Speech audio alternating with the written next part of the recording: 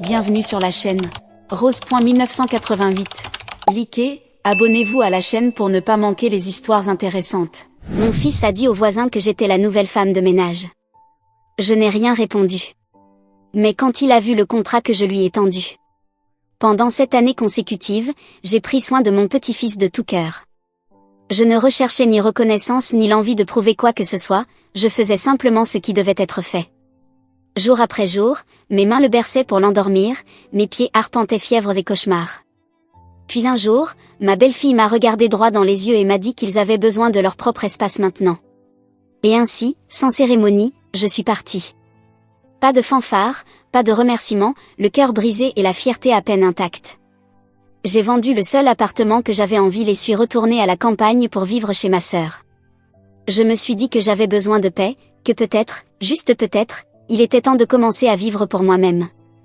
Mais la paix, elle n'a duré même pas une saison. Un après-midi, un appel. « Salut maman, tu pourrais venir aider avec Tyler cet été ? Il te manque vraiment. Et puis, et pendant que tu es là, pourrais-tu aussi payer son camp d'été ? C'est environ 5 000 $. Alors, non seulement je suis devenue leur baby-sitter de service, mais en plus, leur guichet automatique personnel. Ils pensaient que j'avais vendu ma maison pour financer leur vie. Pas cette fois-ci, cette histoire va être réécrite, et je change de rôle. Ce soir-là, à table, l'atmosphère était tendue, comme une casserole laissée trop longtemps sur le feu, prête à déborder.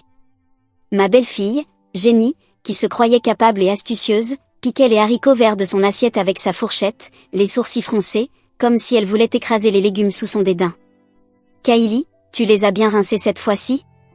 Tyler a l'estomac fragile, tu sais qu'il ne peut pas manger de nourriture sale. » Elle n'a pas élevé la voix, mais ses paroles étaient aussi piquantes que des aiguilles. J'ai posé mon bol, un poids s'abattant sur ma poitrine. J'avais soigneusement trempé et frotté ces légumes, les avais pelés et nettoyés minutieusement. Que pouvais-je encore faire de mal ? Avant que je puisse répondre, elle se tourna vers Tyler. « Chérie, la cuisine de mamie est-elle meilleure, ou préfères-tu quand maman t'emmène manger à l'extérieur ?» Tyler la regarda puis me regarda. « La nourriture de mamie est aussi bonne, murmura-t-il. Mais ses yeux, ils choisissaient déjà leur camp. Un frisson me traversa. Jenny continua, adoucissant sa voix juste assez pour que Jason, mon fils, puisse entendre. « Tu pourrais baisser la télévision le soir ? On travaille tôt et Tyler à école.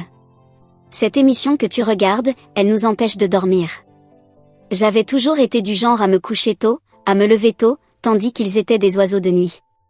Ce n'était pas la première fois que nos horaires se heurtaient, et je savais que ce ne serait pas la dernière. Je me tournai vers Jason, mais il gardait la tête baissée, mâchant, prétendant ne rien entendre. Une colère monta en moi si soudainement que je n'arrivais plus à respirer. « Jenny, je lançai, ma voix tremblante. J'ai élevé Tyler pendant 7 ans, chaque jour, chaque nuit. Tu penses vraiment que je ferais quoi que ce soit pour lui nuire ? Je vais baisser le volume, d'accord, mais ne me fais pas dire des choses que je n'ai pas dites. » Jason leva enfin les yeux. « Maman, allons, Jenny n'a pas voulu dire ça, dit-il, comme s'il tentait de calmer le jeu. Elle pense juste à ce qui est le mieux pour Tyler, pour nous tous, pourquoi ne pas essayer d'être un peu plus compréhensif ? » Compréhensif, mes mains tremblaient. J'avais toujours été compréhensive. J'avais tout donné, je cuisinais, je nettoyais, je faisais les courses, je m'occupais de votre enfant de l'aube au soir, et voilà ce que j'obtiens, des critiques sur la façon dont je lave les légumes, sur le bruit de la télévision. Jenny posa sa fourchette, un sourire poli mais froid sur les lèvres. « Kylie, ce n'est pas que nous ne t'apprécions pas, c'est juste que nous pensons qu'il est temps pour nous d'avoir notre propre espace. Tyler grandit, il doit apprendre à être plus indépendant, et nous aimerions essayer de gérer les choses par nous-mêmes pendant un moment. » Indépendance. Quel joli mot pour masquer la vérité. La réalité était simple, je ne faisais plus partie de leur vie. J'étais un encombrement qu'ils voulaient débarrasser. Pendant 7 ans, j'avais tourné autour de leur famille comme une toupie, jusqu'à ce qu'il ne me reste plus aucun sens de moi-même. Et maintenant que j'étais usée, ils voulaient me repousser comme un meuble vieilli. Je leur avais donné ma chaleur, mais tout ce qu'ils ressentaient, c'était la chaleur. Trop près, trop chaud, trop gênant. Après cette nuit, la maison a changé. C'était comme si quelqu'un avait appuyé sur muet. Jason et Jenny se sont synchronisés, m'évitant avec l'élégance d'une routine bien rodée. Avant, nous nous asseyions ensemble après le dîner, parlions de notre journée, regardions la télévision. Maintenant, ils débarrassaient leurs assiettes et disparaissaient dans leur chambre, ou emmenaient Tyler faire une promenade sans moi. Ils me laissaient seule dans ce salon vide, à regarder un écran, comme un fantôme, essayant de faire semblant de faire encore partie de leur monde. Je n'étais pas simplement ignorée, j'avais été rétrogradée. Je n'étais plus mamie, j'étais un bruit de fond, pire, un meuble qui grinçait trop fort. J'ai essayé de tendre la main à Tyler, je lui ai proposé de lui lire une histoire, de construire une tour de blocs, mais il s'est éloigné, les yeux pleins de doutes, méfiant. Maman dit que je dois apprendre à jouer tout seul maintenant, m'a-t-il dit. Je ne dois pas toujours compter sur toi. Ces mots se sont plantés dans mon cœur comme une lame. Les enfants ne savent pas comment mentir, ils répètent simplement ce qu'on leur apprend, et Jenny lui avait tendu le couteau. Cette nuit-là, quelque chose en moi se figea. La chaleur dans ma poitrine se transforma en froid. Puis, ce froid devint glacial. Je suis restée éveillée dans le lit étroit de la chambre d'amis, le sommeil m'échappant. De la chambre voisine, j'entendais des voix étouffées. Jason et Jenny murmuraient, leur voix contenue, mesurée. Je ne comprenais pas les mots, mais je n'avais pas besoin de les entendre. Cette cadence silencieuse suffisait. Je savais que j'étais déjà exclue. Le lendemain, je me levai sans rien dire. Le matin, je commençais à faire mes valises. Il n'y avait pas grand-chose, quelques tenues, mes médicaments, des affaires de toilette. Je me suis tenue un instant dans le salon, jetant un dernier regard autour de moi. Les petits certificats de Tyler étaient toujours accrochés au mur, ses chaussettes, que j'avais lavées et accrochées la veille, bougeaient doucement sur le fil du balcon. Chaque coin de la pièce chuchotait combien j'avais donné, et maintenant, rien de tout cela ne m'appartenait plus. Je pris le vieux tablier que j'avais porté pendant des années. Il gardait encore le léger parfum de graisse et d'ail, un marqueur de tout ce que j'avais fait, de tout ce qu'il voulait effacer. J'avais espéré pouvoir dire au revoir à Tyler, peut-être lui dire quelques mots d'adieu. Mais lorsque je sortis, Jenny était déjà à la porte, fermant la fermeture éclair de son manteau. « Dépêche-toi, Tyler, on est en retard pour le cours de dessin, dit-elle, sans même jeter un regard dans ma direction. Sa voix était froide et impersonnelle, comme si elle parlait à quelqu'un dans une station de bus. Tyler me jeta un dernier regard, il y avait une lueur d'hésitation dans ses yeux, peut-être même de la tristesse, mais surtout de la confusion. Il murmura un « au revoir, mamie » et la laissa le mener. La porte claqua derrière eux, ce n'était pas juste un bruit, c'était un verdict. Mon rôle dans cette famille était officiellement terminé. Jason me conduisit en bas, dans l'ascenseur. Il ne dit rien. De temps en temps, il me jetait un coup d'œil furtif, puis détournait rapidement le regard, comme un écolier pris en train de tricher à un test. Dans le hall, il sortit quelques billets de $100 de son portefeuille, 3, peut-être 4, et les fourra dans ma main. « Maman, prends ça au cas où il y aurait un imprévu, murmura-t-il. Et si tu as besoin de quelque chose, tu peux m'appeler. » Je fixai les billets. En cet instant, ils me semblaient aussi brûlants que des charbons dans ma paume. Je ne les pris pas. Je ne dis rien. Je pris simplement ma petite valise et partis, sans me retourner, un pas après l'autre, le dos droit, mon rythme steady, ne lui laissant aucune chance de regretter son geste. Ce n'était pas de la défaite, ce n'était pas une soumission, c'était de la dignité. Qu'ils pensent m'avoir effacé, ils verront bien, sans eux, je vivrais très bien. En fait, je vivrais mieux. Lorsque je quittai le bâtiment, le ciel était déjà devenu sombre. Les phares des voitures clignotaient à travers les rues, les enseignes au néon clignotaient au-dessus des trottoirs animés. La ville pulsait de vie, agitée, implacable, et pourtant, dans tout ce mouvement, aucun espace ne m'appartenait. Je me tenais sur le bord du trottoir, observant les étrangers passer comme des vagues. Pour la première fois de ma vie, je sentis que le monde avait continué sans moi. Où pourrais-je bien aller ? Il n'y avait qu'un seul endroit qui me venait à l'esprit, ce vieil appartement, celui que mon défunt mari et moi avions économisé avec tant de peine pour acheter. Un petit endroit, usé, mais c'était le nôtre. Après que Jason se soit marié, il m'avait invité à vivre avec lui et Jenny. L'appartement était resté vide depuis, je l'avais occupé seul pendant des années, m'accrochant à des souvenirs comme à de l'oxygène. Mais maintenant, est-ce que j'allais vraiment revenir, m'asseoir là, seule, entre ces murs froids et écaillés, et vieillir dans le silence ? Je fis demi-tour et trouvai le motel le plus bon marché de la région. La chambre était à peine assez grande pour ouvrir ma valise. L'air était humide, lourd sur mes poumons, et la moisissure se tordait au coin du plafond. Je m'allongeai sur le matelas grinçant, fixant les taches jaunes d'humidité au plafond. Le sommeil ne vint pas. Et maintenant? Je tendis la main sous l'oreiller et en sortis mon téléphone. Mes mains tremblaient quand je tapais le seul numéro qui avait du sens, Nancy, ma sœur. Elle s'était mariée dans une petite ville à des kilomètres d'ici, nous ne nous étions pas vus depuis des années. Elle répondit après quelques sonneries, sa voix chaude et engourdie de sommeil. Kylie, que se passe-t-il? Pourquoi appelles-tu si tard? Je voulais rire, dire quelque chose de léger, mais dès que j'ouvris la bouche, les larmes arrivèrent, rapides et lourdes. Je m'étouffai avec chaque mot, ma voix se brisant sous la douleur, qui éclata en morceaux brisés. Ce n'était pas joli. Mais elle ne le savait pas, elle comprenait tout. Quoi? Ils ont fait quoi? La voix de Nancy se fit plus tranchante, coupant la statique avec rage. Jason a complètement perdu la tête, et cette Jenny, quel genre de personne traite quelqu'un de cette façon? Sa colère était évidente, mais sa voix ne vacilla jamais. Kylie, ne pleure pas, d'accord? Tu m'entends? Prends tes affaires et viens chez moi, on va régler ça ensemble. Ces mots allumèrent une flamme en moi, bravant chaque ombre qui m'avait englouti. Bien sûr, j'avais encore ma sœur. Lorsque l'appel se termina, je sentis comme si une lumière s'était rallumée dans ma poitrine. Je n'allais pas retourner dans cet appartement. Je n'allais pas m'asseoir là, attendre que quelqu'un ait à nouveau besoin de moi. Cet endroit, ce qui était autrefois mon chez-moi, n'était plus qu'un sanctuaire d'une vie qui n'existait plus. C'était mon dernier ancrage émotionnel, et il était devenu un fardeau.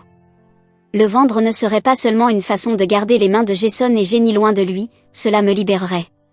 Le lendemain matin, j'appelai une agence immobilière. L'ancien appartement était peut-être usé, mais il avait l'avantage de la localisation, à quelques pas du métro. L'agent me dit que le marché était dynamique, et avec le bon timing, il pourrait rapporter un bon prix. Tandis que je signais le contrat de vente, mes doigts tremblaient légèrement, mais à l'intérieur, je ressentais une calme résolution que je n'avais pas connue depuis des années. Cet argent, cette décision, ce n'était pas pour eux, c'était pour moi, pour mon avenir, et pour la première fois, entièrement pour moi. La vente se fit rapidement. En un mois, l'acheteur signa et la paperasse fut complétée. Lorsque les fonds arrivèrent sur mon compte, ce n'était pas une fortune, mais suffisamment pour me sécuriser pour les années à venir. Je soufflai enfin. Je n'ai rien dit à Jason, rien dit à Jenny. Ils n'avaient aucune idée que l'appartement avait un nouveau propriétaire maintenant, aucune idée que l'argent reposait tranquillement sur un compte à mon nom. Cet argent était mon dernier secret, et ma dernière armure. Je commençai à planifier minutieusement. Une partie fut mise en dépôt à terme, aucun centime à toucher, c'était mon filet de sécurité, sans compromis. Le reste, je le gardais liquide pour les besoins essentiels, pour ce que le prochain chapitre pourrait apporter. Puis, j'achetai un billet de bus pour une petite ville dans le Maine. Alors que le bus s'éloignait de la ville, je regardais la silhouette des gratte-ciels se fondre en une tache de métal et de néon, les foules à l'entrée du métro, les devantures clignotantes, les tours de verre que je passais chaque jour. Tout cela se dissipait dans la distance, devenant juste un bruit de fond. Je ne savais pas ce qui m'attendait au bout de la route, mais une chose était sûre, je ne retournerai jamais dans cette maison.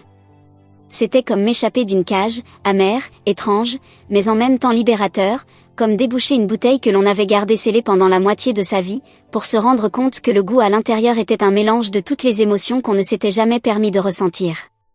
Soulagement, regret, une pointe de peur, mais aussi, oh, paix. Des heures plus tard, la route serpenta dans des collines verdoyantes.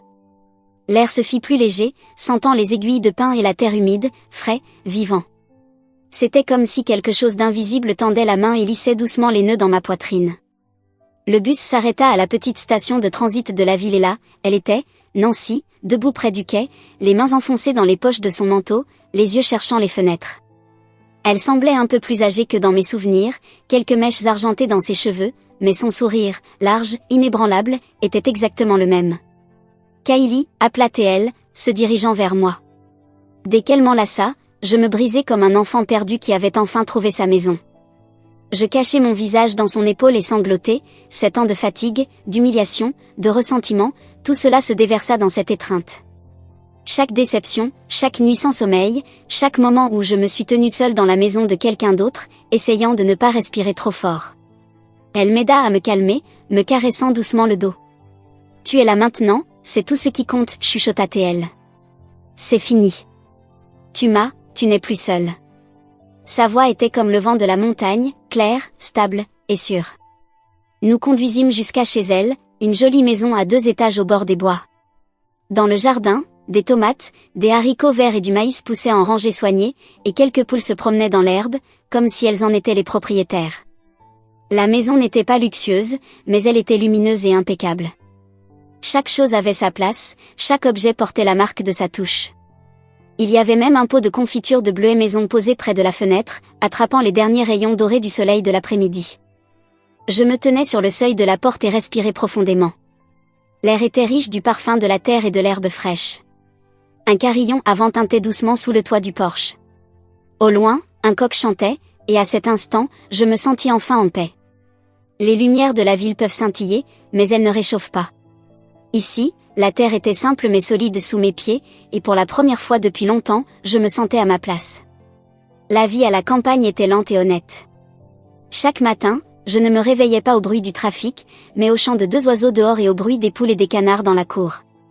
Fini les réveils stridents, l'éclat du béton et le bruit suffocant. Maintenant, la journée commençait avec la lumière du soleil filtrant à travers les arbres et l'odeur de la terre dans la brise. Pendant la journée, Nancy et moi travaillions côte à côte dans le jardin, arracher les mauvaises herbes, arroser les rangées de légumes, tailler les feuilles, observer les jeunes pousses vertes grandir chaque jour. Je sentais quelque chose en moi qui se réancrait. Nous gardions quelques poules, et chaque matin, nous récoltions des œufs frais, encore tièdes, nichés dans la paille. Nancy m'a même appris à faire du pain dans un four à bois. L'odeur du pain à la croûte dorée, de la fumée et de la levure était quelque chose que je n'avais jamais connu en ville. De temps en temps, nous allions au marché de la ville acheter quelques provisions, et nous rencontrions des voisins, bavardions avec des amis de longue date, certains que je ne connaissais même pas, mais tous me saluaient avec la même chaleur, une bonne humeur simple, comme la lumière du soleil ici, modeste mais pleine de chaleur. Bien sûr, le travail me laissait les muscles endoloris, mais la nuit, je dormais profondément, sans rêve, sans cauchemar, sans silence froid, sans ce poids sur ma poitrine comme dans l'ancienne maison. Ici, les gens parlaient franchement, parfois même un peu rugueusement, mais c'était honnête.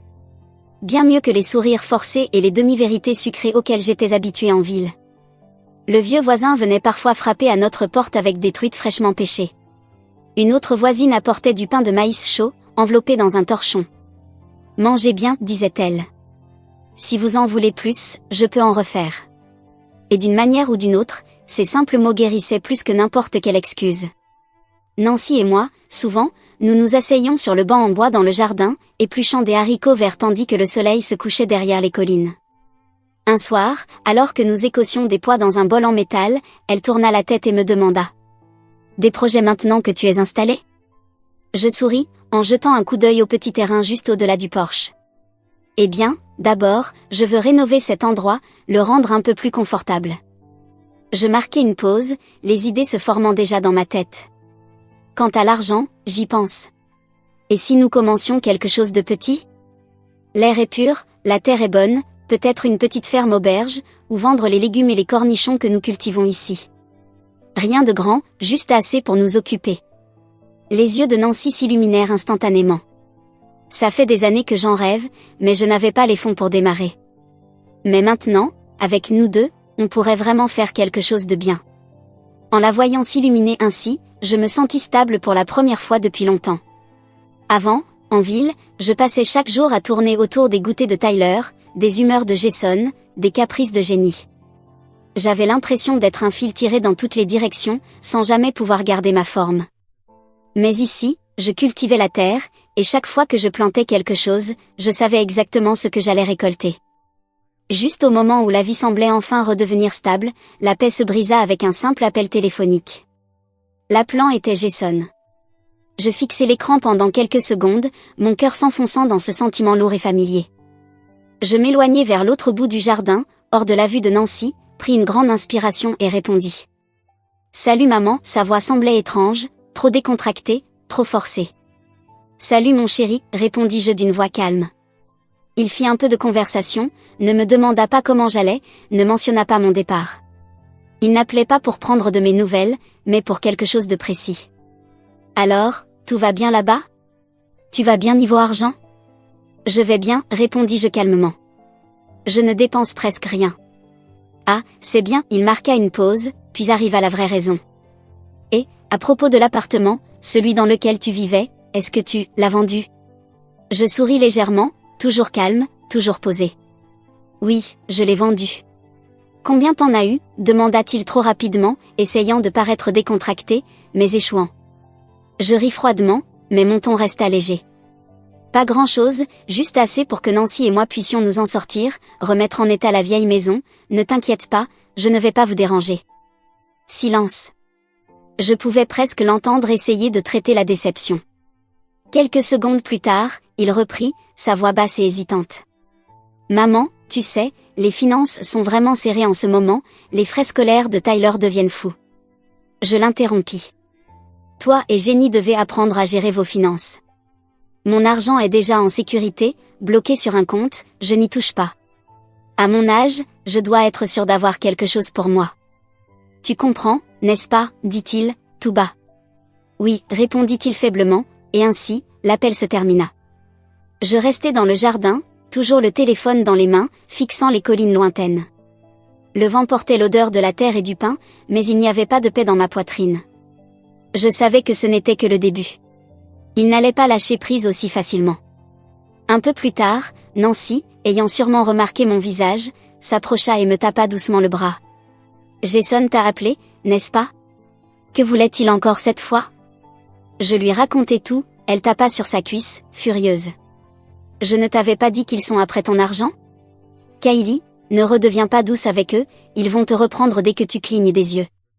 Je hochai lentement la tête, mes yeux devenant plus perçants. Dans leur esprit, la maison et l'argent n'étaient pas les miens, c'était juste un héritage en attente. Ils parlaient gentiment, mais tout ce qu'ils voyaient, c'était un compte auquel ils pouvaient accéder à tout moment. Et bien sûr, il ne fallut pas longtemps pour qu'ils fassent leur prochain mouvement. Cette fois, il vint sous un nouveau déguisement. Grand-maman. Sa voix était douce, familière, hésitante, comme le son de vieux souvenirs tirant sur mes cordes sensibles. Ce mot, grand-maman, m'atteignit en plein cœur. 7 ans d'histoire, de goûter, de pansements et de câlins avant le coucher. Un tel lien ne se brise pas si facilement. J'essayais de garder ma voix douce. Et Tyler, tu me manques, hein? Oui, tu me manques, renifla-t-il. Grand-maman, quand tu reviendras, je veux jouer avec toi encore. Je restai silencieuse un moment, le cœur rempli de trop d'émotions pour les nommer. C'est vraiment toi, ou? Je demandai prudemment. Chérie, est-ce que maman ou papa t'ont demandé de m'appeler? Silence. Juste sa respiration. Puis un murmure à peine audible, oui, maman a dit que si tu reviens, on ira au parc d'attractions, et tu paieras pour le camp de robots. Et comme ça, quelque chose se brisa à l'intérieur de moi. Finalement. C'était toujours le même jeu, le même manuel. Il m'utilisait, son innocence, son amour comme un accessoire, le transformant en une enveloppe douce pour leur prochain appel à l'aide. Il voulait que je paie encore. Payer pour l'amour, payer pour être manqué, payer pour une place dans une famille qui ne m'avait jamais voulu pour y rester, mais seulement pour servir. Mais cette fois-ci, non. Plus jamais. Je ne tomberai pas 2 fois dans le même piège. Je me stabilisai, adoucissant le tremblement dans ma voix. Grand-maman te manque aussi, chérie. Dès que j'ai l'occasion, je viendrai te rendre visite. Mais sois sage, d'accord? Après avoir raccroché, ma main resta serrée autour du téléphone, ce dernier vestige de chaleur auquel je m'étais accroché. Le fil émotionnel qui me reliait à eux s'était complètement éteint, usé jusqu'à rien, par un appel qui n'avait aucune sincérité, un simple scénario appris par cœur. Quelques jours plus tard, Jason appela à nouveau, cette fois-ci sans détour. Pas de petite conversation, pas de préambule, il alla droit au but, avec l'attitude décontractée de quelqu'un qui a déjà décidé que la réponse devrait être oui. Maman, l'été arrive, Jenny et moi, on travaille tous les deux, et, eh bien, il n'y a vraiment personne pour s'occuper de Tyler. Tu crois que tu pourrais venir nous aider un peu? Il dit tout le temps qu'il te manque. J'ai presque ri, mais tout ce qui sortit de ma bouche fut un ton sec, presque stérile. Ah, m'aider? Je traînai les mots délibérément. Si je reviens, où exactement est-ce que je vais loger? La dernière fois que j'ai entendu, il n'y avait plus de place pour moi chez vous. Il y eut une pause, il ne s'attendait pas à ça. Puis il tenta maladroitement de se rattraper, un peu plus diplomate, eh bien, ouais, l'appartement est un peu petit, mais peut-être, je ne sais pas, le canapé, juste pour un moment. Ou alors, tu pourrais louer quelque chose près d'ici, on pourrait peut-être contribuer pour une partie du loyer. Le culot de cette proposition résonna si fort dans ma tête que j'aurais pu entendre la calculatrice de génie cliqueter à des kilomètres. Il voulait que je revienne, pas en tant qu'invité, pas même en tant que membre de la famille, mais comme une nourrice à temps plein, sur appel, sans lit, sans confort, sans dignité. Et en plus, il faudrait que je paye pour ça, avec, peut-être, une petite aide pour le loyer, comme si j'étais une intérimaire autofinancée, avec un balai d'un côté et une carte bancaire de l'autre. La colère monta rapidement, chaude, mes jointures blanchirent alors que mes ongles s'enfonçaient dans ma paume. Mais je ne laissais rien paraître. Je ne pouvais pas. Ils ne devaient pas me voir exploser. Ce serait une victoire pour eux. Alors, je pris une lente inspiration, laissai la fureur se remettre en cage, et mis la voix la plus douce, la plus sucrée que je pouvais rassembler. Bien sûr, Jason, dis-je. Je vais préparer tout ça. J'ai hâte de voir mon petit-fils. Je marquai une pause. Et pour les frais du camp, on en parlera en personne. Je les laissais penser qu'ils avaient gagné, qu'ils avaient réussi à manipuler la situation, qu'ils pouvaient faire leur petit plan. Ils voulaient encore mon argent? Très bien. Mais cette fois-ci, ce serait à mes conditions. Je racontai tout à Nancy, mot pour mot, la demande de Jason, ma réponse, chaque détail. Son visage devint cramoisi, elle se leva brusquement, comme prête à descendre en ville elle-même. « Kylie, tu es complètement folle », s'exclama-t-elle. « Ils essaient clairement de te vider de ton argent. Tu ne peux pas y aller. » Je la fis asseoir doucement, posant une main calme sur la sienne. « Nancy, détends-toi », lui dis-je en douceur. « Je sais exactement ce que je fais. » Mes yeux s'éclairèrent. Cette fois, je ne retourne pas là-bas en tant que nourrice. Je vais y retourner pour récupérer. Elle cligna des yeux. Récupérer? Je souris froidement, sans humour. Ils aiment jouer au jeu des chiffres, n'est-ce pas? Très bien. Jouons. Nous nous installâmes à la vieille table de cuisine, comme si nous planifiions une campagne militaire, posant chaque mouvement, chaque ligne à ne pas franchir. Avec chaque détail, l'inquiétude de Nancy se transforma en quelque chose d'autre. Ses yeux s'illuminèrent et la fureur qui avait envahi son visage se dissipa pour laisser place à une excitation concentrée, électrique. « Oui », s'écria-t-elle en frappant sa cuisse. « C'est exactement ce que tu devrais faire. Fais-leur savoir que tu en as fini d'être leur paillasson. » J'avais versé mon cœur dans cette famille, espérant que cela me rapporterait de l'amour. Tout ce que j'avais récolté, c'était de l'exploitation. Cette fois, je serais plus maligne, plus déterminée. Quelques jours plus tard, je commençais à préparer mon voyage de retour, mais pas comme avant. Pas de grands sacs remplis de confitures, de tomates fraîches du jardin ou de biscuits faits maison. Pas de liste mentale de ce que chacun aimait ou de ce qui pourrait faire sourire Jenny. Cette fois, je voyageais léger, quelques vêtements d'été, des médicaments essentiels, rien de plus. Parce que j'avais appris, à la dure, que peu importe l'amour que l'on donne, on ne peut pas forcer quelqu'un à vous aimer en retour. Tout cet effort, il ne me menait nulle part. Eux, ils ne faisaient jamais le moindre effort pour me rejoindre. Avant de partir, je passai à la banque locale et retirai $2000 en espèces. Je les divisai en piles soigneusement rangées, cachées dans des poches secrètes cousues dans mes vêtements. C'était tout ce que j'emportais.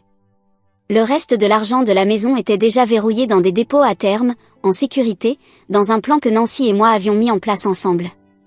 Elle savait exactement où était le carnet de compte et la clé de sécurité. C'était mon armure. Personne ne pouvait y toucher. Et juste pour être sûre, je la regardai dans les yeux et lui dis, « Je t'enverrai un message chaque soir. Si tu ne reçois pas de nouvelles pendant une journée, n'attends pas, appelle la police. » Elle ne broncha pas.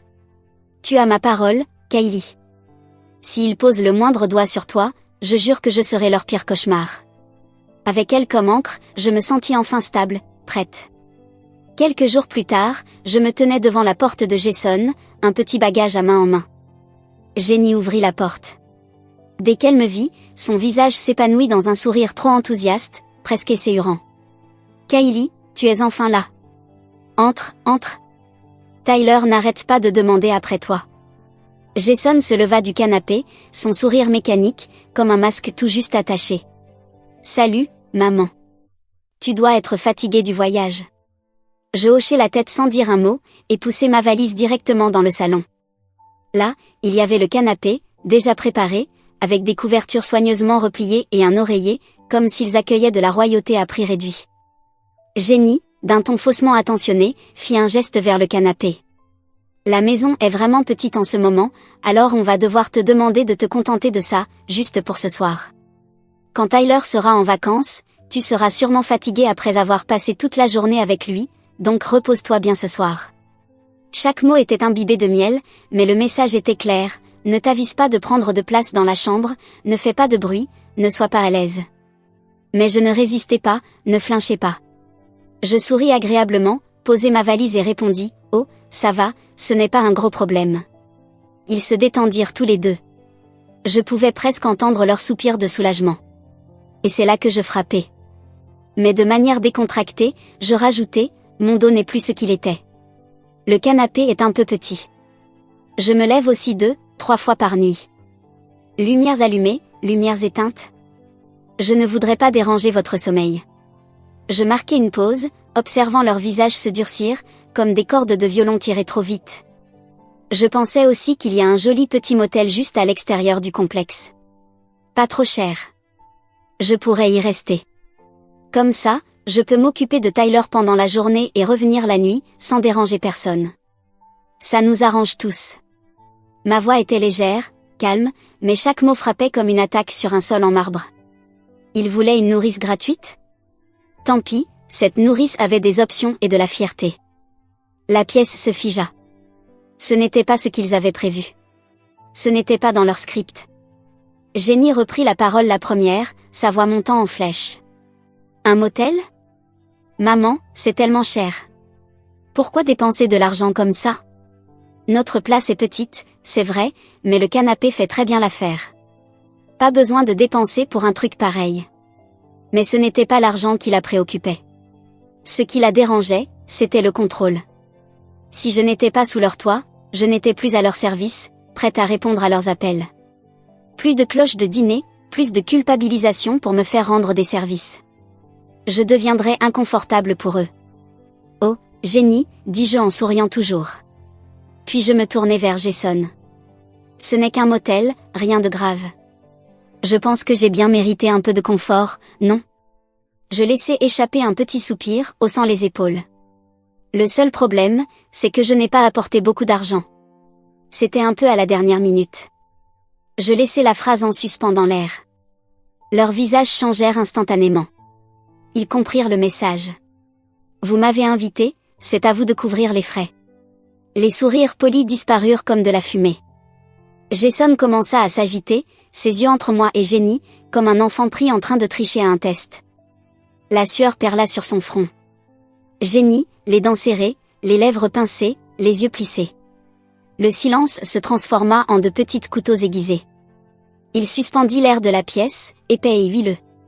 Finalement, Jason parla, sa voix tendue. D'accord, murmura-t-il en sortant son portefeuille et en me tendant quelques billets crispés, environ $500. Ça devrait suffire pour quelques jours. On verra les choses plus tard. Jenny lâcha un souffle bruyant par le nez et partit en trombe sans un mot de plus. Je pris l'argent avec une expression neutre, sans laisser une once de satisfaction se montrer. Merci, dis-je. Je vais m'installer. Je me dirigeai vers la porte, sans leur jeter un autre regard. Le soleil brillait, la brise portait des effluves de café frais et de savon à linge provenant de la laverie du coin. Je marchai jusqu'à un petit hôtel économique, réservé une chambre. Ce n'était pas luxueux, mais les fenêtres étaient lumineuses, le lit était confortable, et surtout, personne ici ne me regardait comme si je leur devais quelque chose. Je posai ma valise et fis la première chose qu'il fallait faire, appeler Nancy. Mission accomplie. Au bout du fil, elle semblait taper sur la table, presque à mordre son téléphone. C'est ça. Montre-leur qui est le patron. Je raccrochai et me laissai tomber sur le lit, expirant un long soupir. La lumière du soleil filtrait par la fenêtre, chaude et dorée, un monde à part du canapé froid et dur qu'il m'avait préparé. Mais je savais qu'il ne fallait pas m'y attarder. Ce n'était que l'amuse-bouche, le vrai plat allait arriver. Le camp de robotique à $5000. Voyons ce qu'il voulait vraiment. Une mère ou juste l'argent ? À exactement 8h le lendemain matin, j'étais à la porte de Jason, ponctuel comme promis. C'est Tyler qui ouvrit la porte. Mamie. Ses yeux s'illuminèrent un instant, cet élan de joie pure et désintéressée qu'un enfant peut offrir. Mais aussitôt, l'expression s'effaça, comme s'il calculait si c'était bien acceptable d'être aussi heureux. Je tendis la main et lui ébouriffai doucement les cheveux avant de passer la porte. Jenny sortit de la chambre, encore en pyjama, bâillant à moitié, forçant un sourire qui était plus un rictus qu'une chaleur. « Oh, tu es là » dit-elle. Je hochai la tête, ma voix neutre. « Tyler a déjà mangé ?» Elle se tourna vers la cuisine. « Pas encore, je m'apprêtais à lui faire quelque chose. » Je ne répondis pas, m'assis simplement sur le canapé, allumant les infos du matin et observant en silence. Quelques minutes plus tard, elle sortit avec 2 assiettes d'un petit déjeuner simple, les posa sur la table sans un mot. Elle jeta un coup d'œil dans ma direction, clairement sur le point de dire quelque chose, mais se ravisa et avala ses mots. Après le petit déjeuner, Jason et Jenny étaient pressés de partir. Ils s'habillèrent en silence, presque sans bruit. Juste au moment où elle fermait sa veste, Jenny lança sans se retourner. « Oh Kylie, prépare quelque chose de léger pour le déjeuner. Le linge de Tyler est dans la machine, tu peux t'en occuper. On sera de retour pour le dîner, alors ne fais pas trop tard. » Je levai les yeux, calme et décontracté. « Je n'ai pas bien dormi à l'hôtel hier soir, dis-je doucement. Je crois que je ne suis pas habituée au lit, je me sens un peu faible aujourd'hui. » Puis je souris, toujours aussi douce que le miel. « Je vais juste emmener Tyler manger quelque chose de rapide à midi. Quant au linge, je pense que toi et Jason pouvez vous en occuper ce soir. » Je leur avais dit que j'étais là pour m'occuper de Tyler, pas pour gérer la maison. L'air se fit plus lourd. Son visage devint une sorte de masque prêt à se fissurer. Elle ouvrit la bouche, les yeux se plissèrent, comme si elle était prête à m'asséner un coup. Mais elle remarqua Tyler debout là, observant, et referma sa bouche d'un coup. Elle se retint, se contentant de claquer la porte en sortant. Et ainsi, les règles changèrent. Cette journée-là, je fis exactement ce que j'avais dit, je m'occupais de Tyler, rien de plus. On regarda des dessins animés, on construisit des tours de blocs, on descendit faire une petite promenade. La cuisine, le ménage, la lessive ? Intact. Pour le déjeuner, je l'emmenai dans une petite épicerie pour des sandwichs. Quand Jenny rentra plus tôt l'après-midi, elle s'arrêta net en ouvrant la porte. La cuisine était exactement comme elle l'avait laissée, la vaisselle empilée dans l'évier, le sac poubelle qui débordait, les comptoirs intacts. Son visage se durcit instantanément. Avant qu'elle n'ouvre la bouche, je l'interrompis d'un murmure doux. « Oh, j'ai eu des vertiges tout l'après-midi, je voulais juste garder Tyler tranquille, je n'ai pas voulu risquer de trop m'épuiser. » À chaque fois qu'elle essayait de glisser une remarque, peut-être juste plier un peu de linge, la poubelle est pleine, j'avais une réponse calme prête. « Mon dos me fait mal, le docteur m'a dit d'éviter de trop forcer. » Elle serra les mâchoires, ses respirations se firent plus courtes, mais elle ne dit rien. Parce que l'été était long, et elle avait encore besoin de moi. Même avec Tyler, je cessa de jouer la grand-mère toute dévouée. Lorsqu'il demanda un jouet cher, je m'accroupis à sa hauteur et lui dis doucement. « Chérie, mamie n'a pas cet argent en ce moment. Papa et maman travaillent très dur aussi, on ne peut pas toujours acheter tout ce qu'on veut. » Lorsqu'il jeta le jouet au sol, frustré, je ne le grondai pas, je le regardai simplement dans les yeux. « Ramasse-le. Respecte tes jouets et les gens qui te les ont offerts. » Petit à petit, je commençais à semer des graines dans son petit monde, des graines de limite, de gratitude, de respect. Je ne pouvais pas changer ses parents, mais peut-être, juste peut-être, pouvais-je laisser une petite partie de moi en lui, quelque chose qui perdurerait au-delà de cet été. Au début, Tyler ne savait pas vraiment quoi penser de cette nouvelle version de mamie. Il semblait confus, tiraillé entre habitude et hésitation, affection et peur. Mais les enfants sont adaptables et instinctifs. En quelques jours, il recommença à tourner autour de moi. Bien sûr, il répétait parfois l'une des phrases approuvées par Jenny, mais je savais que ce ne serait pas facile de changer la vision du monde d'un enfant, surtout avec des parents comme les siens qui lui donnaient des scripts. Mais il fallait que j'essaie. J'avais l'habitude d'être la grand-mère qui donne tout, toujours offrir, toujours réparer, toujours apaiser avant même qu'on me le demande. Mais plus maintenant. Non. J'étais la grand-mère à contrat. La description du poste était claire, garde d'enfants uniquement. Le ménage, la lessive, la cuisine étaient des services premium, payant séparément. Les jours passèrent et la date limite pour le camp de robotique approcha, les 5 000 $ étaient là, comme une horloge, tic-tac, juste derrière les yeux de Jason et Jenny. Un soir, lors du dîner, Jenny décida qu'il était temps pour une nouvelle tentative. Kylie, dit-elle en glissant délicatement de la nourriture dans l'assiette de Tyler, ce camp de robotique, c'est vraiment quelque chose. Ils ont un professeur d'Allemagne, et plein d'enfants se sont déjà inscrits. Ça aidera vraiment Tyler à être accepté dans une bonne école secondaire. Elle jeta un regard furtif dans ma direction, tentant de lire mon visage. Jason intervint rapidement, le ton urgent. Oui, maman, la compétition est vraiment féroce ces jours-ci, on ne veut pas que Tyler prenne du retard. Je posai mes baguettes, hochai la tête pensivement et me penchai en avant, montrant un intérêt apparent. Vraiment? Que leur enseigne-t-on? Qui est l'instructeur? Où ont lieu les cours? Combien de fois par semaine? Je les bombardai de questions, feignant un réel intérêt. Ils sautèrent sur l'occasion, déballant une avalanche de détails, codage, travail d'équipe, programmes STEM internationaux, faisant de leur mieux pour me vendre le programme comme des marchands saisonniers. Quand ils s'arrêtèrent enfin pour reprendre leur souffle, je laissai le silence flotter un instant, puis soupirai et dis. Ça a l'air super, vraiment. Mais 5 000 $, c'est une somme. Je fis une légère moue, juste assez pour faire comprendre que cela pourrait être trop pour moi. Puis je changeai de sujet, de manière décontractée. Mais vous avez maintenant des emplois assez décents, non? Vous avez acheté cette nouvelle voiture l'année dernière, non? Et Jenny, ce n'était pas un nouveau sac de designer que tu as posté sur Instagram il y a peu? Donc, ces 5 000 $ ne devraient pas vraiment poser problème, non? Je bus une gorgée de mon thé, alors que leurs visages se figèrent. Les lèvres de Jenny se mincissaient, sa peau pâlissait légèrement. Jason cligna des yeux plusieurs fois, comme s'il cherchait une réponse, mais ne trouvait rien à dire. À l'intérieur, je souriais, mais extérieurement, je restais calme et agréable. 5 000, répétai-je doucement, ce n'est pas de la petite monnaie. Jenny força un sourire, mince et amer. Maman, tu sais, c'est vraiment important pour Tyler. Jason et moi travaillons tellement dur, on veut juste lui offrir un meilleur avenir. On ne veut pas que ce soit à toi de payer.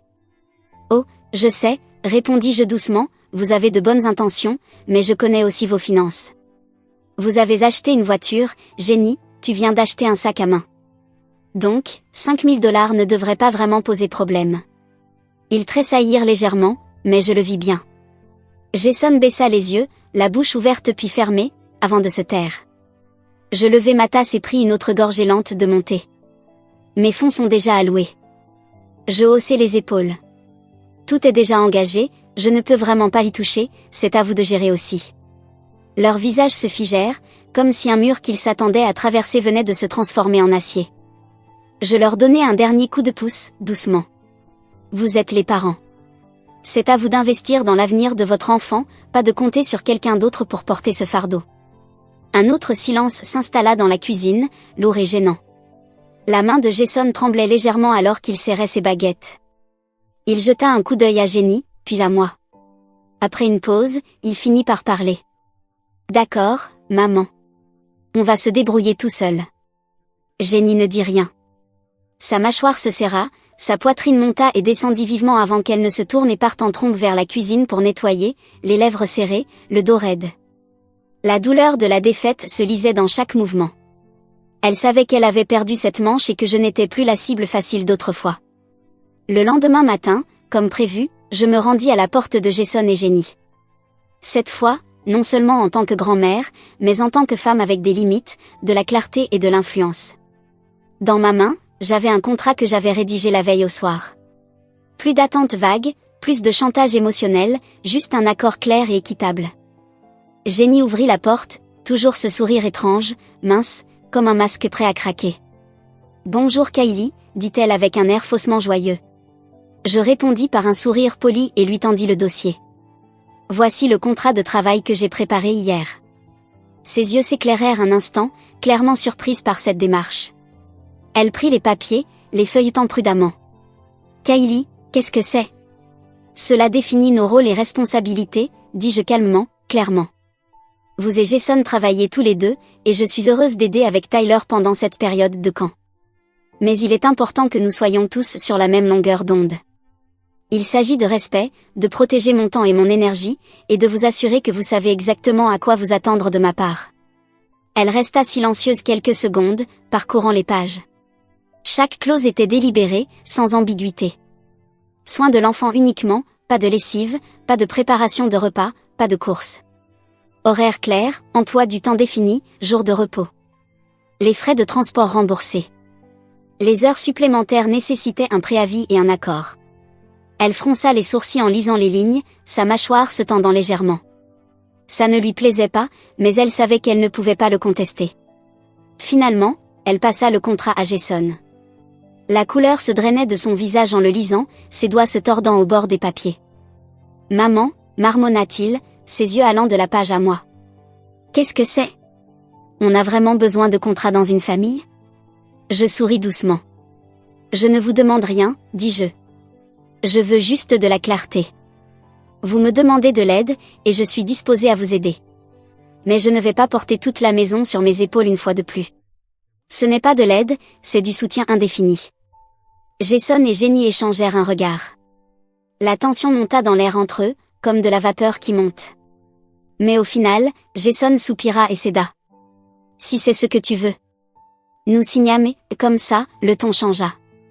Les jours suivants, tout se déroula dans l'ordre. Je me présentais chaque matin, ponctuel et professionnel. J'aidais Tyler pour le petit déjeuner, supervisais ses devoirs, l'emmenais au parc. Chaque action correspondait au contrat, rien de plus, rien de moins. Les tâches ménagères ne faisaient pas partie de mon contrat. Le soir venu, je partais à 18h pour retourner à mon hôtel. Jason et Jenny, peut-être à contre-cœur, ne protestèrent pas. Une nouvelle dynamique s'installa, calme et structurée, mais la tension bouillonnait en sous-sol. L'anxiété de Jenny commença à percer à travers les fissures. Elle me jetait des regards furtifs de l'autre côté de la cuisine, en remuant une casserole, ses yeux brillants de pensée qu'elle semblait incapable de verbaliser. Ses lèvres s'ouvraient légèrement, puis se refermaient, les mots se repliant comme les vagues qui se retirent de la rive. Je remarquais tout cela, mais je ne disais rien. Parce que je me souvenais trop clairement des mois, des années, où je courais dans cette maison comme une femme de ménage non payée, comment elle ne disait rien alors, comment elle observait en silence pendant que je m'épuisais. Maintenant, elle pouvait s'asseoir avec son silence, tout comme je l'avais fait. À la 2e semaine de mon retour en tant que nourrice sous contrat, ma routine était devenue calme et régulière. Je pointais à 8h chaque matin, et je partais à 18h, comme une professionnelle.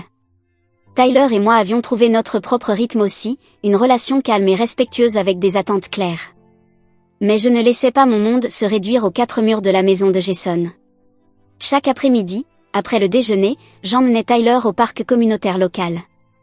Il était toujours vivant de mouvement, des enfants courant après des bulles, des parents installant des couvertures de pique-nique, des couples marchant lentement autour de la pelouse.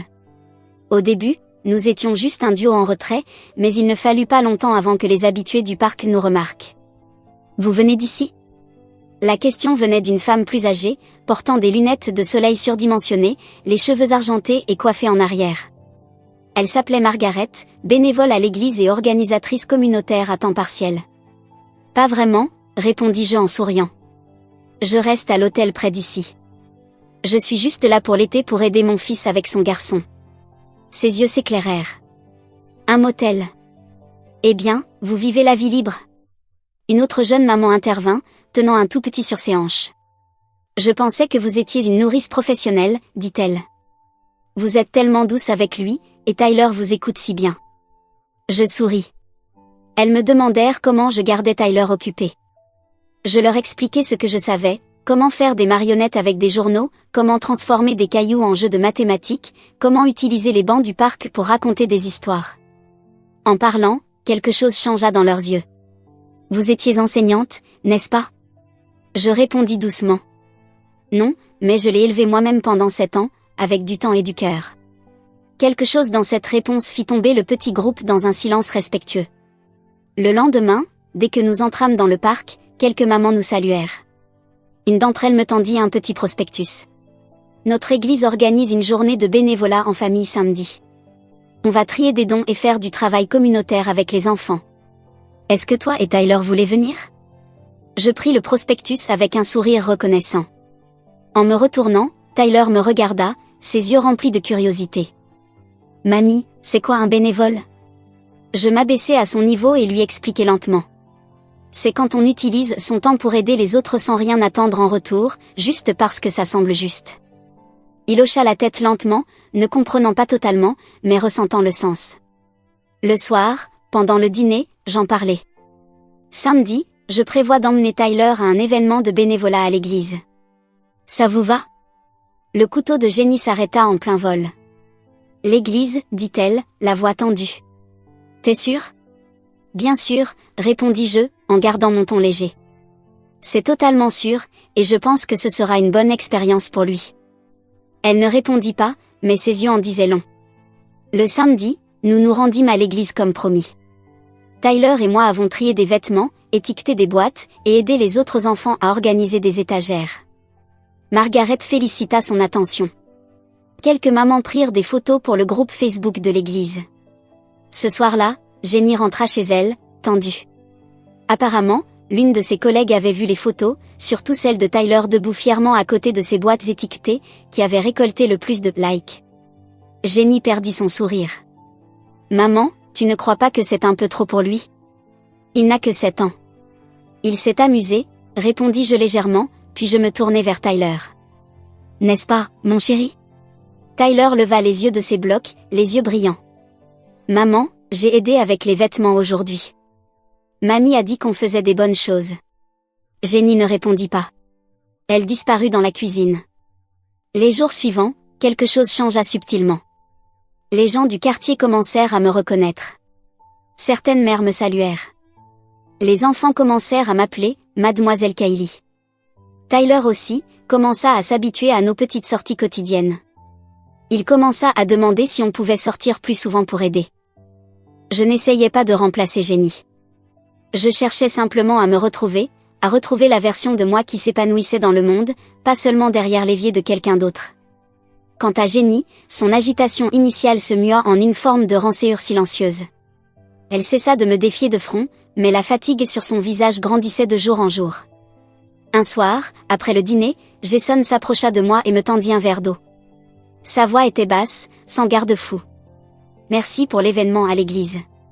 Tyler est différent ces derniers temps, dans le bon sens. Je hochai la tête, sans rien ajouter. À l'intérieur, je savais que le vent tournait. Ce n'était plus simplement de la garde d'enfants, c'était de l'influence, et je venais tout juste de commencer à l'utiliser.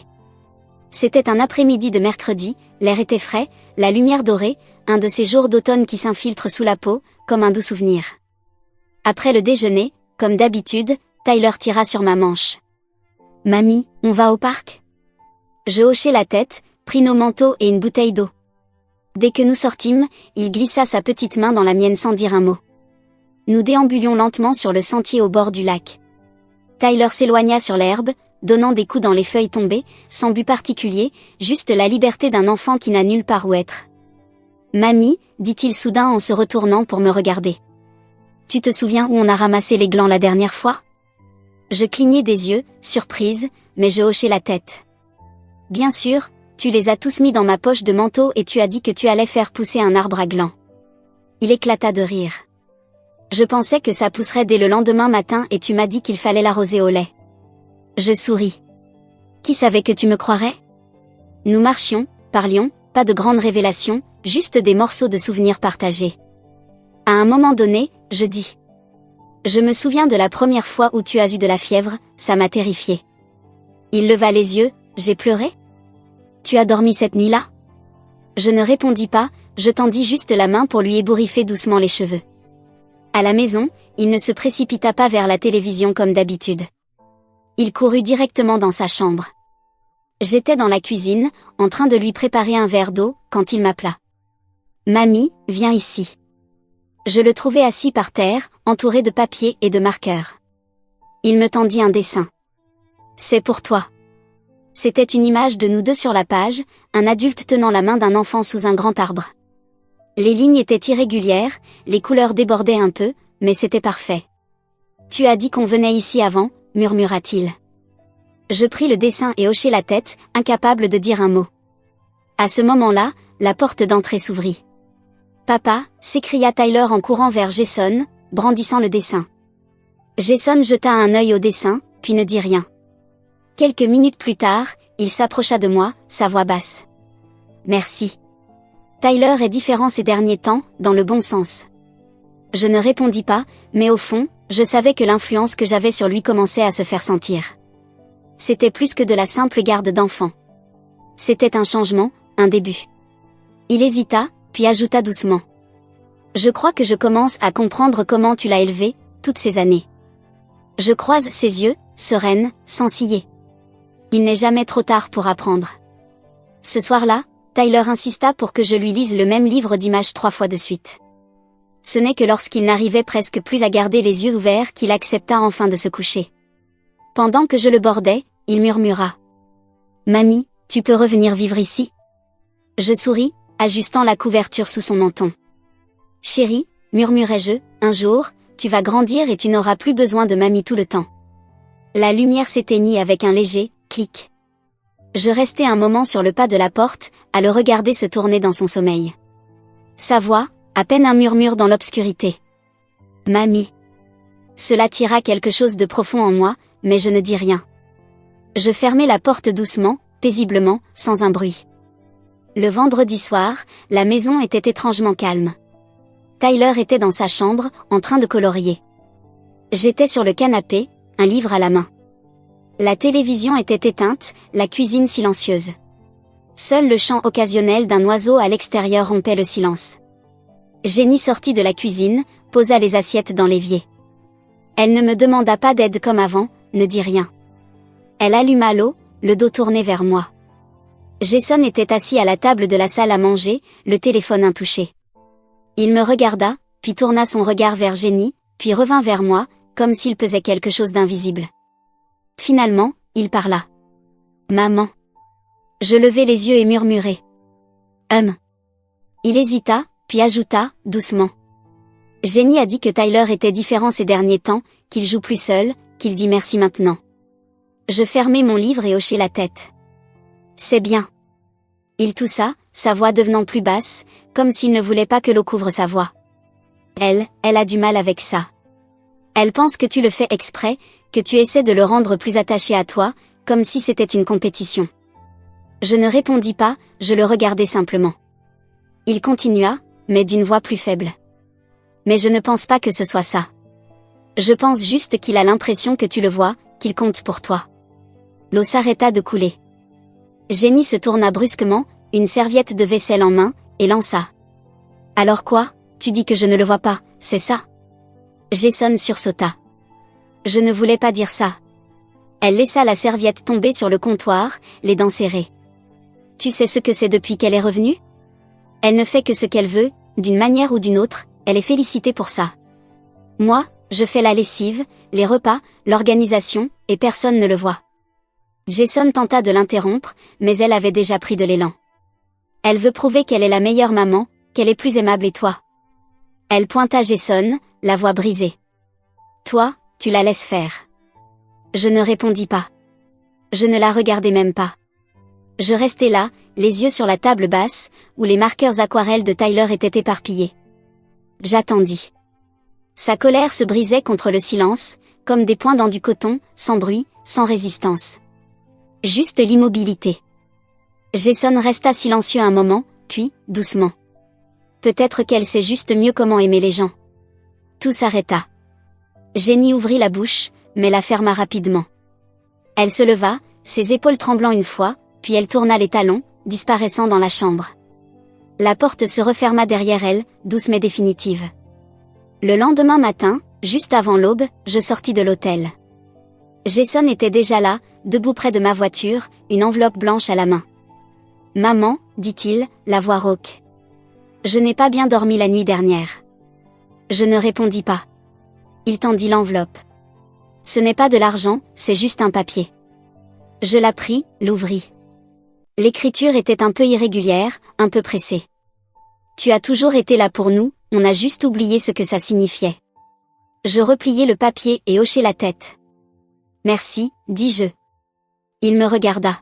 « Est-ce que tu reviendrais vivre avec nous ?» Je secouai la tête. « Attends que Tyler soit un peu plus grand, puis on verra. » Il ne protesta pas, acquiesça simplement. Puis, quand je m'apprêtais à partir, il m'appela à nouveau. « Maman, je suis désolée d'avoir mis autant de temps à te soutenir. » Je levai la main et lui fis un signe de la main, sans un mot, sans en avoir besoin. Ce soir-là, de retour à l'hôtel, mon téléphone vibra. Un message de Jenny. Désolée, je pense que j'ai été trop émotive et que j'ai réagi de manière excessive. Je ne voyais pas les choses clairement avant. Aucun signe de ponctuation, aucun salut, juste une ligne de texte écrite d'une manière sèche, comme une feuille froissée et dépliée. Je ne répondis pas, mais je ne supprimais pas non plus. Le dernier vendredi d'août, je repliai mes quelques vêtements soigneusement dans une valise. Pas de mots d'adieu, pas de message dans le groupe familial. Juste un départ calme, propre, laissant aucune ficelle en suspens. Tyler dormait encore ce matin-là. Je ne le réveillai pas. À la place, j'ouvris son carnet de croquis et je me rendis à la page où nous avions dessiné des oiseaux ensemble. En bas du papier, j'écrivis, en petites lettres soignées. Si tu manques mamie, dessine quelque chose et envoie-le-moi. Les lettres durent plus longtemps que les appels. Je zippai ma valise, sortis de l'hôtel. Nancy m'attendait déjà dans sa voiture, la fenêtre baissée, un sourire aussi décontracté que jamais. Tu as tout pris? Tu n'as pas pris leur casserole et poêle aussi, hein? Je laissai échapper un petit rire, jetai un dernier regard au quartier et ne répondis rien. Lorsque nous arrivâmes à la campagne, le ciel commençait juste à s'éclaircir. La maison était toujours là, en briques rouges, à 2 étages, mais maintenant il y avait quelques nouvelles plantes de menthe dans le jardin, la dernière expérience de jardinage de Nancy. Quand elle sauta hors de la voiture, elle ouvrit grand les bras, comme une maîtresse de cérémonie annonçant le retour d'un numéro. Eh bien, regarde qui est de retour. Notre guerrière de la ville, de retour à la maison pour prendre sa retraite en beauté. Je ne pus m'empêcher de rire, traînant ma valise à l'intérieur. Cela ne ressemblait pas à une fin, mais plutôt à une arrivée, exactement là où je devais être. La cuisine sentait les flocons d'avoine chaud, un ronflement familier flottait du panier du chien dans le coin. Rien n'avait changé, et pourtant, d'une certaine manière, tout avait changé. En quelques jours, je m'étais glissé de nouveau dans mon rythme quotidien, les matins dans le jardin, les après-midi à faire des confitures. Parfois une promenade à travers le marché avec Nancy, bras dessus bras dessous. Le rythme était lent, mais jamais vide. Un matin frais, la sonnette de la porte retentit. « Mademoiselle Kylie », dit le facteur, tendant une enveloppe. « J'ai une lettre pour vous. Il semble qu'elle vienne de la ville. » Je signai sans hésiter dès que je vis l'écriture. Mon cœur fit un bond. Des lettres tordues tracées avec soin, Tyler. Je m'assis à la petite table de la cuisine et l'ouvris lentement. Un morceau de carton rigide et froissé en sortit. Un dessin. Un petit garçon tenant la main d'une femme âgée, vêtue d'une robe bleue, se tenant sous un arbre. Haut dans les branches, 3 oiseaux prenaient leur envol. Au dos, en lettres tremblantes, « Mamie, tu fais toujours de la confiture de bleuets? Je veux encore manger ton pain. » Ma maîtresse a dit d'écrire sur la personne la plus chaleureuse que je connaisse. J'ai écrit sur toi. Tu me manques. Je ne pleurais pas. Je me levai simplement et marchai vers le réfrigérateur, épinglant le dessin avec un aimant. Un coin restait accroché. La lumière du soleil filtrait à travers les fenêtres de la cuisine, illuminant les rangées de pots de confiture sur le rebord. Ils brillaient d'un jaune ambré, comme des morceaux d'été en bouteille. J'ouvris un pot encore tiède, goûtai une cuillerée. C'était plus sucré que je ne m'en souvenais. Nancy jeta un coup d'œil par la porte du porche. « Qu'est-ce qu'il y a avec cette tête ?» me taquina-t-elle. « Laisse-moi deviner, quelqu'un a écrit pour demander de l'argent. » Je levai les yeux et souris. « Non », répondis-je. « C'est un rappel que je compte encore. » Elle haussa un sourcil. « Chérie, tu diriges ce comté. Tu es la PDG de Blueberry Jam Incorporated. » Je ris, mais ne répondis rien. À la place, je pliai la lettre de Tyler et la glissai dans la boîte en bois au fond du tiroir de la cuisine, celle où je gardais les choses importantes. Parce que vieillir ne signifie pas perdre de la valeur, parfois, cela veut juste dire être nécessaire d'une manière différente.